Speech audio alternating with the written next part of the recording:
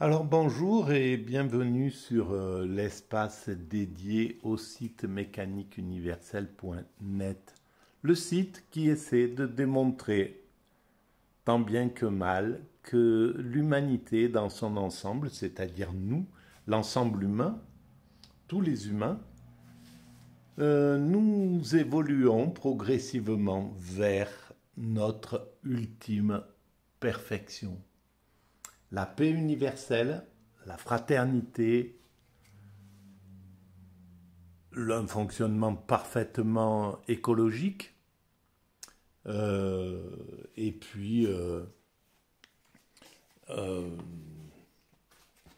le paradis, quoi, en somme. Voilà, la création du paradis sur Terre. Alors, je vais m'amuser avec, avec ces ouvrages-là pour la suite du programme.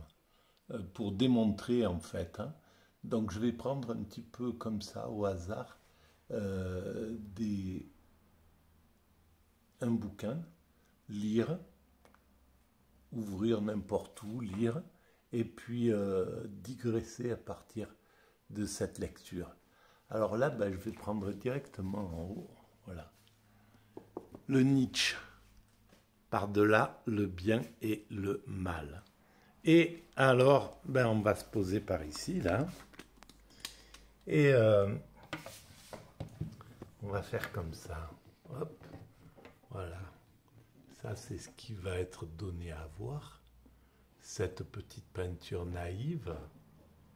Est-ce que ça va tenir là-dessus? On va juste faire comme ça, voilà. Cette petite peinture naïve que j'adore. Voilà, quand je faisais de la peinture, je cherchais à montrer que le naïf, c'est le centre de c'est la partie centrale de la peinture.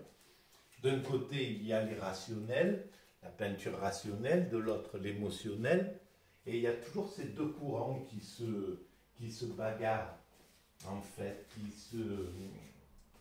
et c'est ce qui fait la grande aventure de l'histoire de l'art.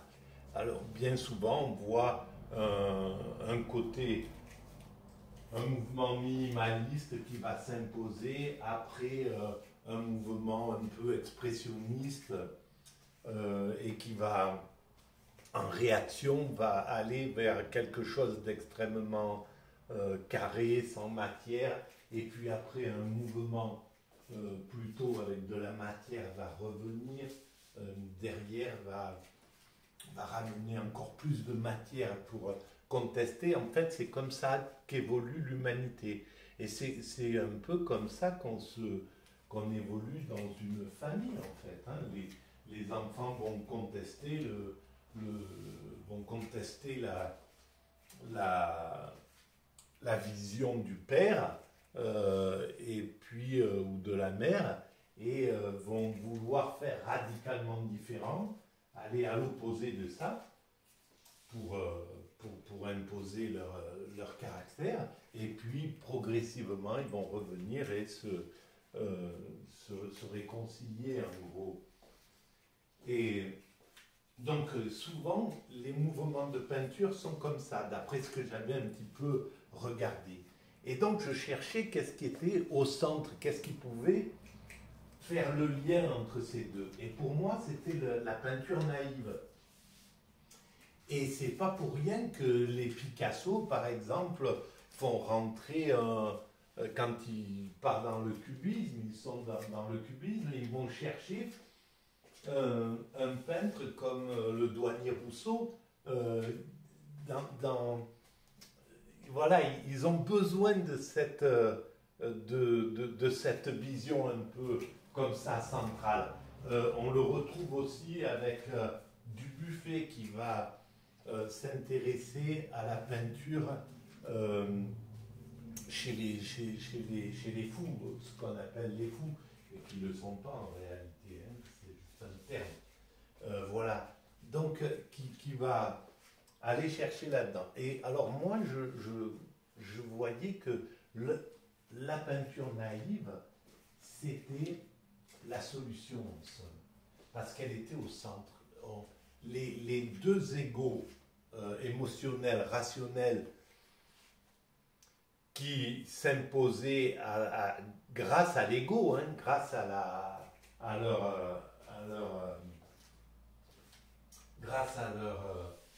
cette énergie, quoi, hein, narcissique, égocentrique. Je vais faire mieux, je vais faire l'inverse de ce que tu fais parce que c'est comme ça, etc. Et qui s'impose comme ça.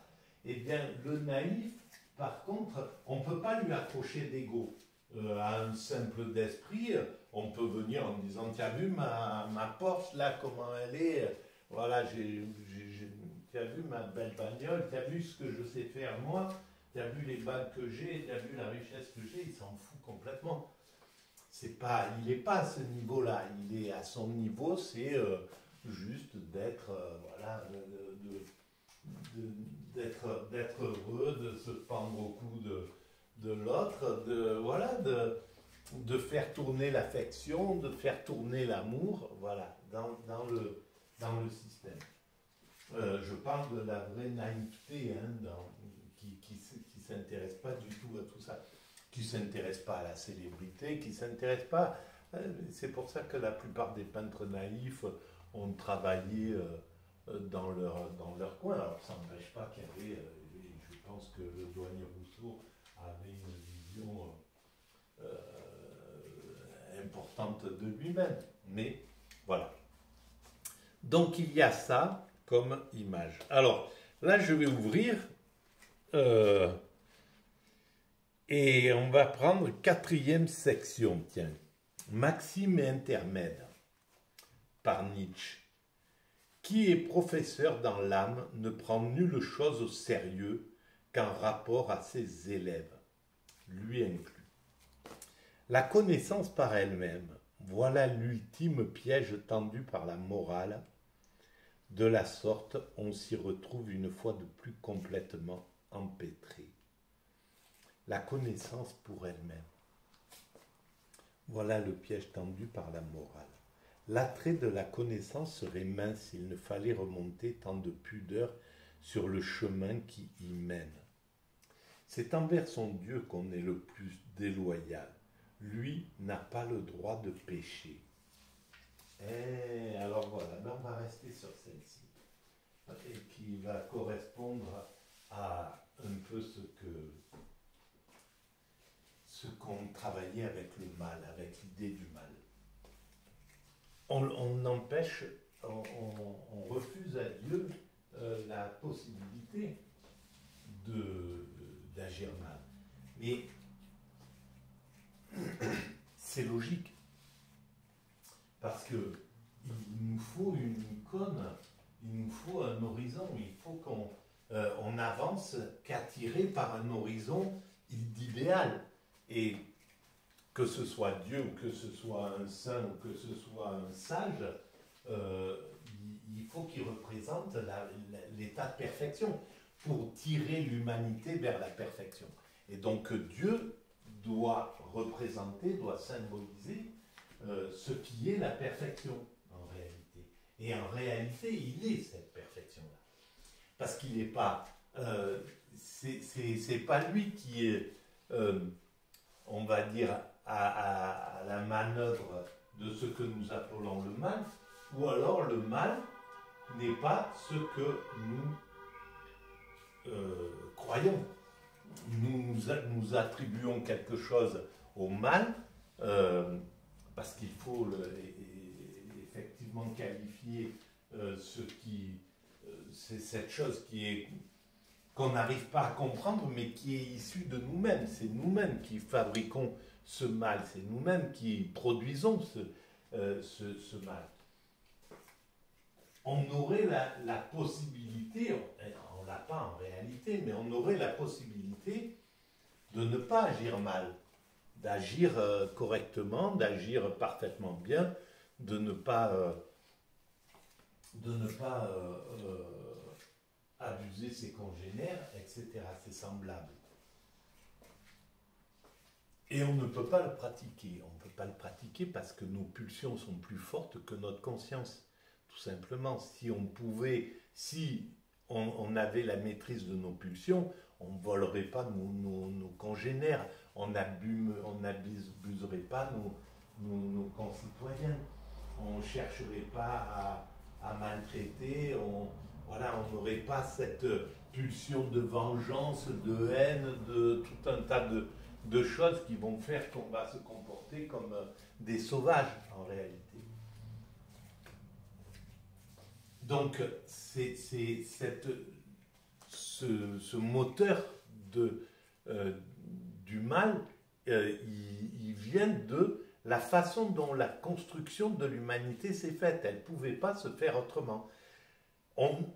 Dieu ne pouvait pas faire cet univers autrement que comme il se construit. C'est logique d'une certaine façon. Sinon, ça voudrait dire que il aurait fallu qu'il fasse d'un acte spontané la création dans sa finalité, mais qu'il n'y ait pas d'évolution, qu'il n'y ait pas un principe d'évolution. Et pourquoi il a choisi plutôt le principe de l'évolution? Donc la première évolution, c'est l'univers qui se met en œuvre il y a 14 milliards d'années, nous disent la science, et qui d'un seul coup va produire cette expansion, va se mettre en expansion. Alors, il faut bien que ça parte de quelque chose de...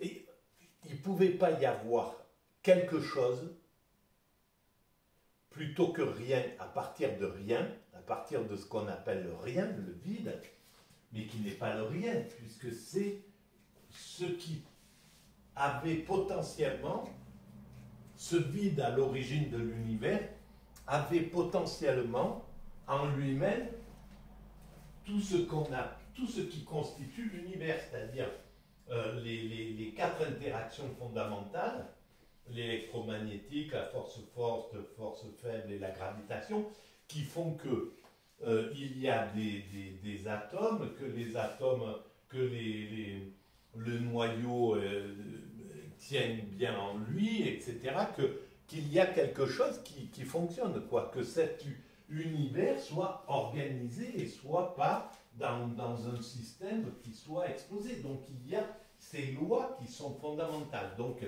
avant l'univers, ces lois étaient déjà présentes. Ces lois étaient potentielles. Elles existaient avant que l'univers existe. Donc elles étaient à l'intérieur du divin. À l'intérieur du divin, quand il était, avant qu'il soit univers, avant qu'il s'inclue dans l'univers. Donc il était ce vide, ce que nous considérons comme vide, mais parce que nous ignorons ce que c'est. On ne sait pas de quoi est fait ce vide avant que le Big Bang explose, avant que le Big Bang se forme et que la matière se forme et que le temps se forme et que l'espace se forme. Qu'est-ce que c'était cette force-là? Voilà. Et donc, Dieu, c'est cette force. Donc Dieu, c'est pas il laisse, à partir de ces lois qui vont pouvoir construire la matière, qui vont créer la matière, ces lois qui vont créer la matière, puis l'expansion de la matière, puis son refroidissement, puis l'apparition de la terre, puis l'apparition de la vie, etc. Tout ça, c'était à l'intérieur, mais Dieu n'est pas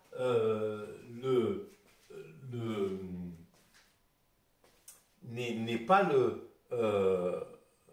bien qu'il soit aussi l'auteur de tout ce qui se passe. Mais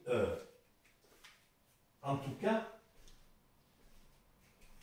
globalement, on peut dire que l'univers on ne voit pas comment l'univers pourrait être fait, on ne voit pas comment la création pourrait être faite autrement que comme elle est réalisée, comment elle s'est réalisée, c'est-à-dire ce mécanisme à partir du vide, le vide qui s'organise d'une certaine façon pour construire, pour faire le Big Bang, pour que l'univers se répande, etc. Il faudrait que de ce vide, sans besoin de l'expansion, sans besoin de l'évolution, il ait pu construire à partir de ce rien un univers comme il est aujourd'hui, par exemple, comme il sera quand on aura atteint notre ultime perfection, c'est-à-dire dans quelques siècles, que tout soit construit comme ça, arrêté, et qu'il